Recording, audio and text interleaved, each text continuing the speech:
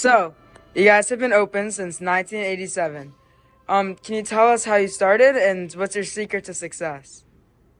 Okay, we had already been open since 1972, and in 1987 we relocated from one block away. We had to relocate because they were tearing down the building that we were in, along with half the block. Uh, we were fortunate to find this location in the same neighborhood, so we maintained our client base and we maintained our employees. Our secret to success, I believe, is consistency.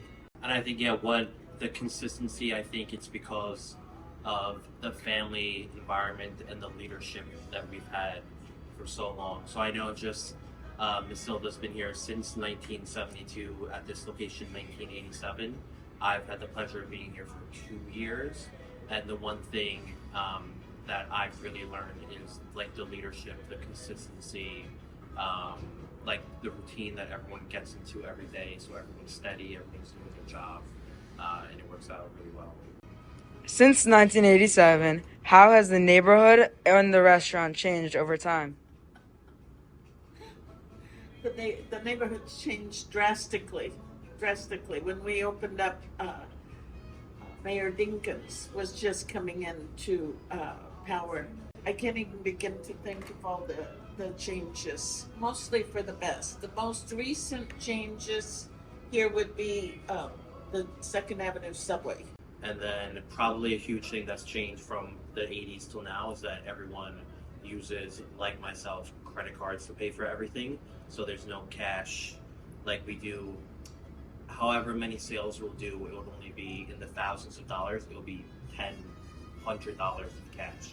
So things are all internet-based now. Things are all credit cards, everything like that. And that makes the cost of doing business much more expensive.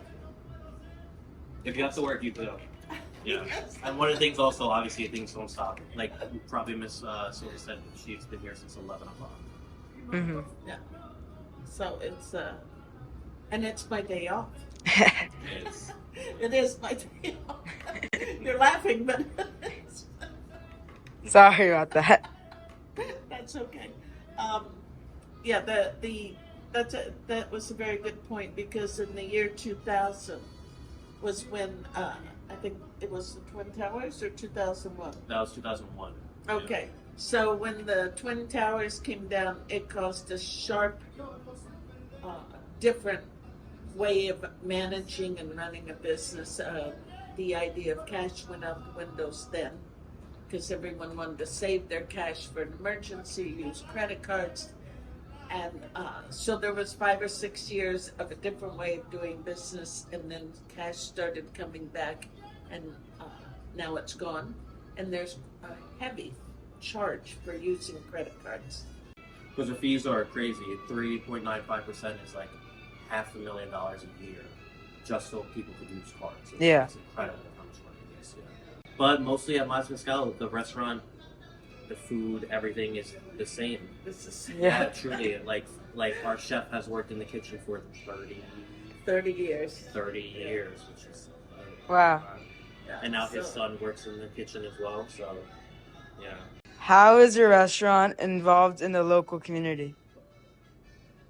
we are very involved in the local community. We are a family restaurant. So, you know this, George. Yeah. So we're a family restaurant, so we cater to families. We shape everything we do around the hope that we give families, and not just single people looking for other single people. So therefore, we're involved in different schools. We give out gift certificates. Before COVID, I was very involved in the community board. Everything's changed since then. But we work every year with the police department, and we're one of the restaurants that go down to the park or wherever they have their, it's called the community outreach. And we work for like 5 hours at that, give away food for that. We're in touch with the local representatives. We give opinions, we fill out surveys, anytime anybody needs anything and we can help with it, Yeah, we do that. last year was the mayoral election. Yes. So all small business, there was I don't know how many meetings that you attended for like small business. Yeah, giving out the opinions. What the new electors were hoping to accomplish to hear from small business. And being that Maz Mezcal has been along and such a staple for so long, it was one of the voices for how many, 4 or 5 of the different. Yeah. We even had here, one of the representatives came to have like a lunch here with other small businesses in the area. Outside of just the business, like the Girl Scouts were here last year during COVID. All of our menus we put on QR codes. So when people couldn't go out in COVID and buy Girl Scout cookies, we were have the option for them to purchase from their local Girl Scout troop through our menu essentially. So, Wow. And then all the readings that we do at school and whatnot. Yeah, and we also did a lot of cooking for hospitals, and mainly city hospitals during COVID. We participated twice with a 25-year difference between the two participations to try and get a bid located on East 86th Street, a business improvement district. And we were, again, going full force, but then COVID, the pandemic happened and the meetings stopped. So I don't know if that will come back with all the new buildings going up. But twice, I've worked very, very hard on trying to get a business improvement district in this area. So you guys use fresh food in all your dishes. What are some challenges of getting fresh food in New York City? I think the biggest challenge was when several vegetables were not available because I think it was the Mississippi River was too low for the barges that bring the vegetables into the city. Couldn't get through. It was a huge problem for a while.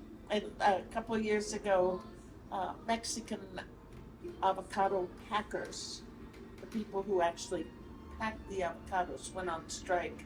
Really? Yes. There was a huge shortage of avocados and the prices went up beyond belief. But it's odds and ends. You can still get it if you're willing to pay. And then you say, at what point do I not need this product? Yeah, I think But you can always get it. the only time that happened in the last couple of years, like my experience is when they banned imports of avocados for like that one weekend. Yes. And that weekend went the price of a case of avocados from $48 to like $150. Really? Yes. In like a day. And then I think the administration, it was a Friday they announced it, and come Monday they canceled that ban. And just that 2-day disruption in the supply chain caused it to multiply by 3 the cost. Yeah. So then it's like, how does a business push that onto the customer? Do they Not serve it? Do you get the loss? So. Yeah. What are the pros and cons of running a family business?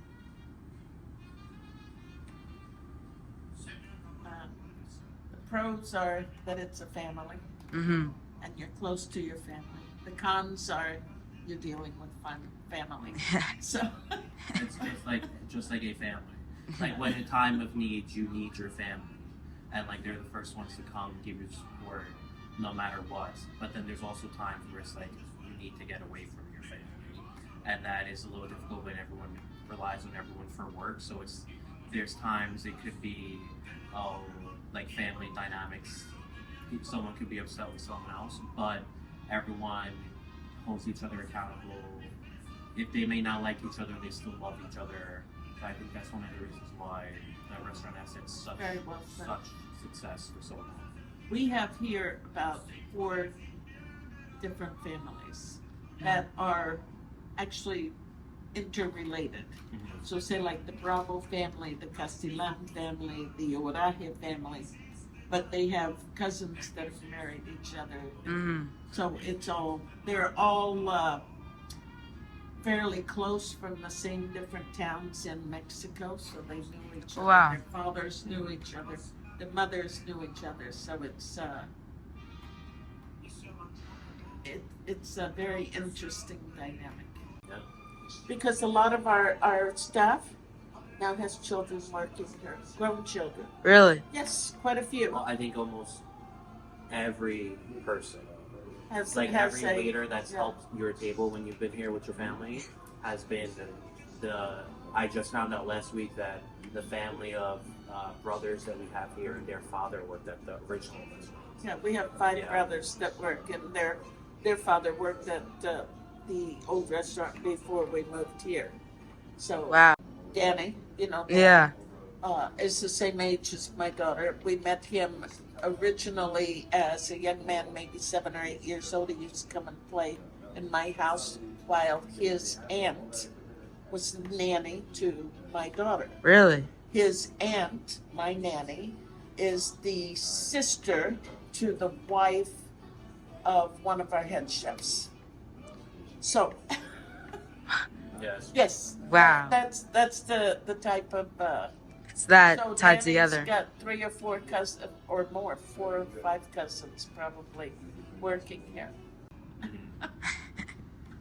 So it's And almost I can't imagine not working with family.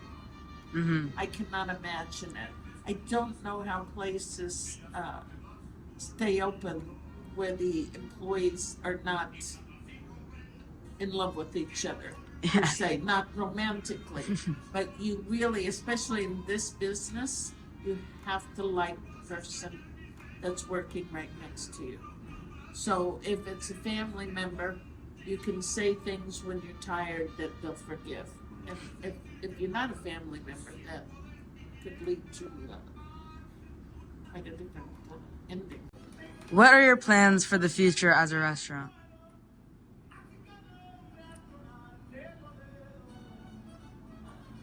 We don't know.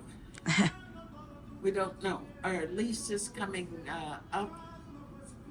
We don't know if we'll be able to get an affordable lease. Mm-hmm. If we can't, we don't know if we can move. So that's in my mind, an unanswerable question.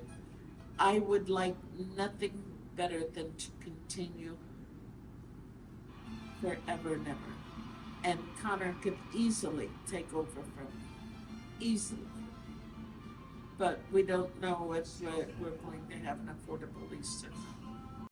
The technology part of this business is overwhelming to someone like me. So we found Connor, who's some of the things that we've been doing since the inception of the restaurants are not logical to him, right?